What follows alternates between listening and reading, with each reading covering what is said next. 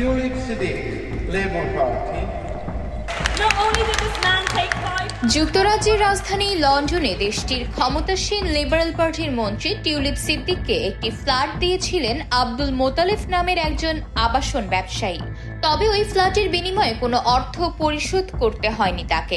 ছাত্র জনতার অভ্যুত্থানে ক্ষমতাচ্যুত শেখ হাসিনার ঘনিষ্ঠ ব্যক্তিদের সঙ্গে যোগাযোগ ওই ব্যবসায়ীর। বিনামূল্যে ফ্ল্যাট হস্তান্তরের তথ্য উঠে এসেছে যুক্তরাজ্যের ভূমি নিবন্ধন সংক্রান্ত নথিপত্রে।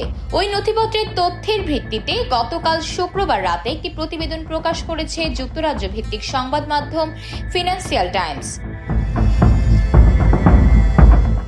যুক্তরাজ্যের দৈনিক ফিনান্সিয়াল টাইমস জানিয়েছে, লন্ডনের কিংস ক্রস এলাকায় অবস্থিত 2 শয্যা কক্ষের সেই ফ্ল্যাটটি 2004 সালে টিউলিপকে উপহার দিয়েছিলেন আব্দুল মোতালেব নামের এই ডেভেলপার।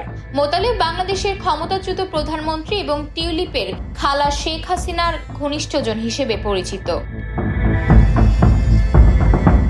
ফিনান্সিয়াল টাইমসের অনুসন্ধানে জানা গেছে 1,95,000 পাউন্ড বাংলাদেশি মুদ্রায় 2,93,97,000 টাকা দিয়ে 2001 সালের জানুয়ারিতে ফ্ল্যাটটি কিনেছিলেন আব্দুল মোতালেব।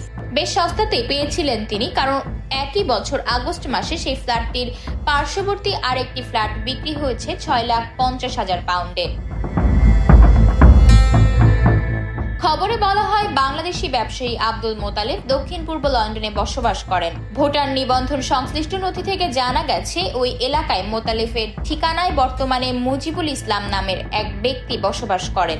মুজিবুলের বাবা 2014 থেকে 2024 সাল পর্যন্ত বাংলাদেশে আওয়ামী লীগ থেকে নির্বাচিত সংসদ সদস্য ছিলেন। এদিকে লন্ডনে টিউলিপের বিনামূল্যে ফ্ল্যাট পাওয়ার সঙ্গে আওয়ামী লীগের সংশ্লিষ্টতা থাকতে পারে বলে গুঞ্জন উঠেছে। এ বিষয়ে টিউলিপ সিদ্দিকের সঙ্গে যোগাযোগের চেষ্টা করা হলে তার একজন মুখপাত্র ফিনান্সিয়াল টাইমসের কাছে দাবি করেন, এ বিষয়ে আওয়ামী লীগের কোনো সংশ্লিষ্টতা নেই।